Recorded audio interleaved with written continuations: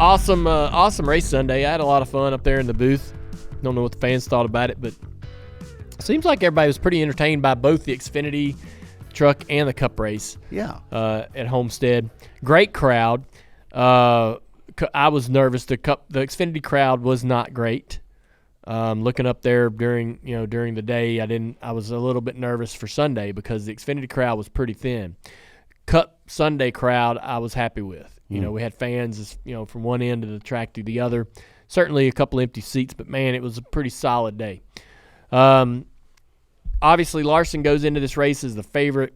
We emphasized the high line. Felt like we did a good job on our action adventure after we got the engines cranked. Me and Jeff Burton worked on that a little bit. Felt like it came off well. The Trackhouse. The interview when you interviewed Pitbull. Yeah, so Dolly. So Pitbull, right? He's got this thing. He says Dolly, and it's the same spelling as my name. And so when he comes into the sport with Trackhouse, I'm starting to see this in my timeline, right? Yeah, People are like, "Man, you got to get Dale Jr. and you got to get to. We got to get y'all on the same page, man. This is too convenient." And so we're standing there on pit road, and a lot's going on, right? And I can hear program in my ear. I can hear our show. And I did not pay attention really well because they're coming to us and I'm not listening. And finally our producer's like, Junior, go ahead, start the interview with Pitbull. With Pitbull, yeah. So I'm standing there and I'm actually talking to Daniel. Okay. So Daniel's at the car, right? Pitbull just walked up like seconds ago. Okay. And so Daniel's like, "Hey, man, what's up, man? How you doing?" Daniel's wanting to say, "Hey." And I'm like, "Hey, Daniel, how you doing, man?" We're sitting there having a conversation. And in my ear, they're going, "All right, man, start the interview. We're coming to you right now. And I'm like, "Oh, all right." And Bye, I Daniel. Literally had to just stop talking to Daniel, turn, start, flip myself on air because we got a switch on our hip. Put myself on there, and I'm like, we're down here with Pitbull, and we're getting ready to get this race started. And so he says that catchphrase, right? And I mean, I'm not 100% sure exactly what that means, other than I think it's, "Hey, let's have a good time," or "Things are great," or it's just an expression of joy, and we're gonna rule the day. Yeah. At least that's what it sounds like. Oh, yeah. When he says it. It's his thing. Makes me happy. Right. When I hear it. And so he says it. And I'm like, I got to say it. He won't say it. He's asking me to say it. Well, he's asking Burton, too. And he's asking Burton. If you think you I know. Yeah. Burton. Go ahead. So I'm like, I'll say it. He ain't going to say it. I'll say it. Right. I've been waiting to say it. And so here we are. I'm a pit bull. I'm finally going to get to say it, right? And so it's just a really funny moment. And Burton cannot hear. Oh. And so it's not that Burton was ignoring him, which Okay. I should leave that narrative alone. But Burton couldn't hear it. And when he was asking him to say it, I'm like, "Come on, Burton, say it, damn." Right. In my mind, I'm like, Right. "Let's go, Burton." Because if you felt like you weren't 100% sure what it meant, Burton acted like he didn't even know anything about this. Yeah. And so it didn't seem like he was ignoring him. It seemed like he was completely clueless about what was going on. Yeah. But you're saying he couldn't even hear him. I don't think he heard. All right. Well, you jumped in and saved everybody. And I don't think he wanted to say it. And he didn't want to say Because it. he didn't know what it was. What the hell are they it talking means. about? Do you Right. know- It means go ahead, do it, go for it. Go for it. That's what's up. Dolly. So I want to say this. So Pitbull is, it's obvious. You watched the interview. He is, what you see is what you get.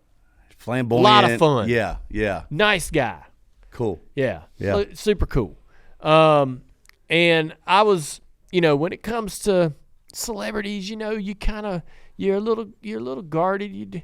Sometimes you're like, man, I just want them to have some sense of, I just want to have them just a touch of genuine in them, right? I want to really, when you meet somebody, even in a very, very brief moment, you want to see a human being. Yeah. You know what I mean? Yeah. And so, absolutely, he is full-on genuine. And so that was awesome. I wanted to go straight to the bar. And Oh, wow. Yeah, I there wanted you go. to get drinks.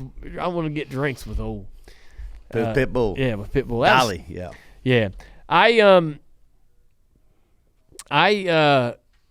thought that the the race kind of played out like I expected. We talked a lot about the high line, and look, man, it definitely was important. But I learned in the Xfinity race that wasn't really the only place to go find speed, and a lot of people use the bottom of the racetrack, and that old racetrack, man, is getting more and more worn out, where that top is not quite the advantage for everybody that it used to be, which is kind of nice. Some cars can find amazing speed up there.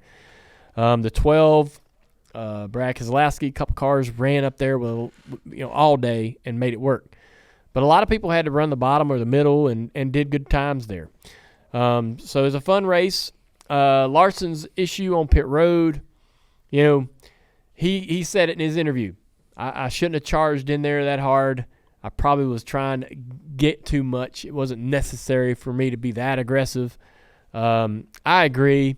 I think Ryan was on the conservative side while Larson was absolutely on the aggressive side, and that, those two things, created quite an issue. Nobody was. I think Larson was going to make pit road. If the 12's not there, I don't think Larson speeds through the first segment. But it just it was a bad circumstance. Cost Larson an opportunity to try to win that race. I think that it actually hurt Blaney's car a little bit. Blaney wasn't sure. He said so after the race that he didn't know about the damage, didn't know if it affected his car that bad. But it popped out the quarter panel. Maybe, I don't know if it was an inch or two, but right behind the tire, the quarter panel sort of was sticking out. Mm-hmm. And that's catching air, pulling air into the underbody of the car. And I'm not sure if that was optimum. But anyway, Larson was out of the race, and this opened the door for Christopher Bell, a guy that was literally about to go a lap down at one point in the race.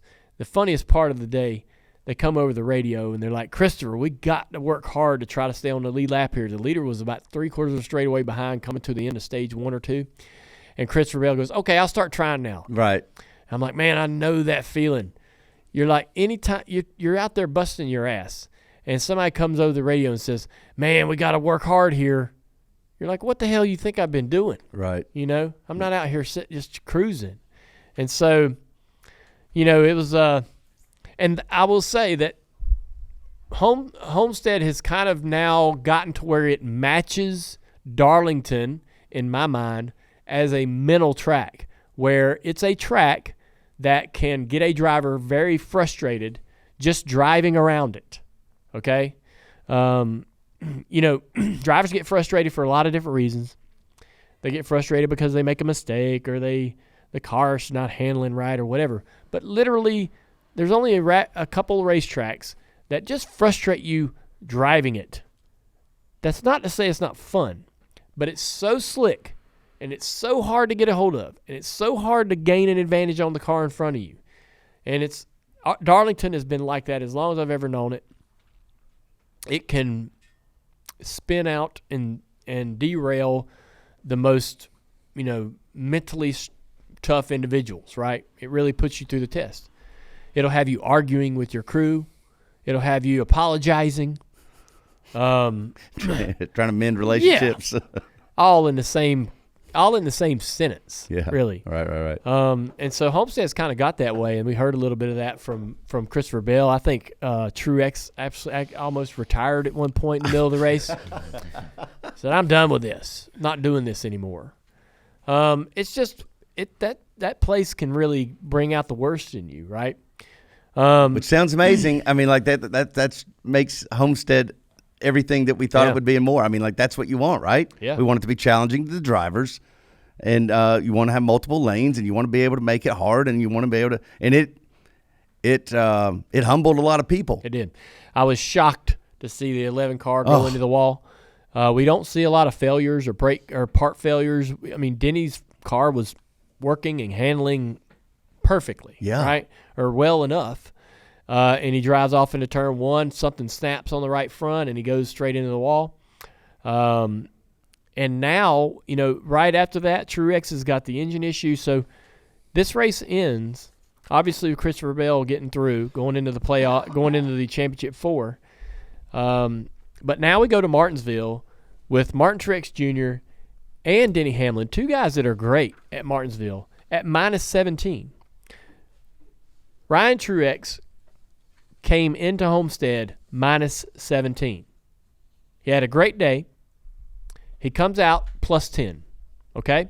Ryan Blaney, you mean? You said Ryan Truex. I'm sorry, Ryan Blaney. Yep. I thought I said Ryan Blaney. Anyways, Ryan Blaney comes in to Homestead at -17, and then he leaves at +10. So that's the blueprint for Truex and Hamlin. Right. They're not in a must-win situation, right? They just need to go to Martinsville, get stage points, finish in the top 3 at stage points, and finish in the top 3 in the race. They don't have to win. They got to be damn near perfect, though. Right. They can point their way in, Yes. but they don't have to win. Right. Chris Buescher had a bad day at Homestead. He's -43. I don't think he goes to Martinsville and gets it done. Well, he cannot point his way in. He has got to win if he were to make it. But yeah, I don't think he can do it. So fair point. I know people are going to. What do you think, man? Can Buescher go to Martinsville and win? No. I don't think so. Anybody in here think so? No. There's not a lot of people here that think so. No. But that's what, obviously when Buescher ends up Yeah. shocking the world. But you're right. Right. If you were to do that, nobody's betting money on that. Tyler Reddick's at -10. He's not awesome at Martinsville. He's vulnerable. Blaney is pretty good at Martinsville. I think he runs pretty good there, and he's sitting in a good position at +10. My pick for the championship's looking pretty good here, Mike. It's annoying. I'm not going to lie. Really? It's a little annoying Oh. because all year, like Blaney had showing no signs of being championship caliber, and yet here he is. Which is why you do this playoff just got knocked on its head right now, but with what happened to Denny and Martin not having any sort of success in the playoff. But we are. I think of my 4. How many are in? I didn't have Christopher Bell going through. I didn't have Larson going through. You got 3 or 4 people, I'm sure. I had Byron, Blaney, Truex, Hamlin, I believe. Yes, you did. I have it. Okay. And so damn it. Well, I think I'll get 2 either way. And Blaney, dude, if he goes to Phoenix and wins the title, I mean, what do I get? Right? I should get something. Well, I should win something, Mike. I know you feel that way. And you know what? Everybody is well aware that you did pick Blaney. You were the only one. I was listening to other podcasts. If your champion pick wins the championship, you're going to expect something in return. It's not just that you picked it. It's that, and this is the annoying part. And he hasn't won a championship, so I should save this for if he does. But what's annoying is that you stuck with him. That's the part that's annoying. Yes, you stuck with him. You stuck with him even honorable. when you knew. Yeah, I know it is. That's why it's annoying. This is good for you. It's annoying for me.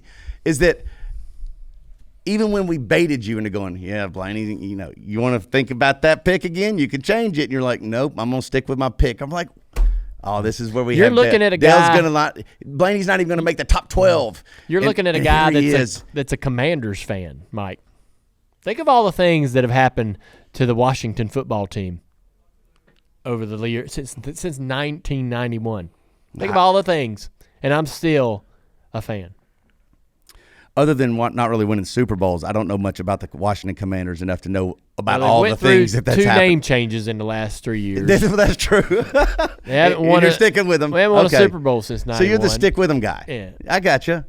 Listen, loyal. Good for you. I'm giving you kudos so far. You got your guy. He's sitting there 10 points to the good. I'm going loyal, into man. You've got to do some pretty bad for me to drop you. Oh, wow. Is that it?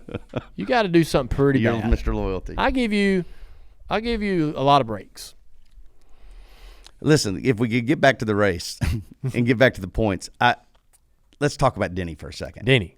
I mean, I'm literally Denny got called a hack. Blaney called him a hack after the race. He did? Well, he was racing. Come on, Mike. Oh, they did. Yeah, they had their issue. Got a little, right. they raced a little hard there. That's right. I almost wore my actions detrimental shirt today, but I didn't want Team Blaney to think that I was jumping off the bandwagon to championship bandwagon. I'm still Team Blaney. Yeah, your loyalty would have been questioned. It would have. Yeah. I didn't want them to question my loyalty, so I decided to wear this amazing bright white Filter Time sweater instead. just so we know where your loyalty is. Yeah. It's with the air filters. Yes. It's no filter question time. about it. That's right. Well, I don't know What do you want to exactly say broke. about? I don't know what exactly broke, but man, I was so dejected for that because that's a car that could win that race. And Denny, obviously, it's well documented that he is without a championship, and this is a year that you feel like he's in contending. And now he goes into Martinsville 17 points down, racing his teammate Martin Truex, hit the car he owns.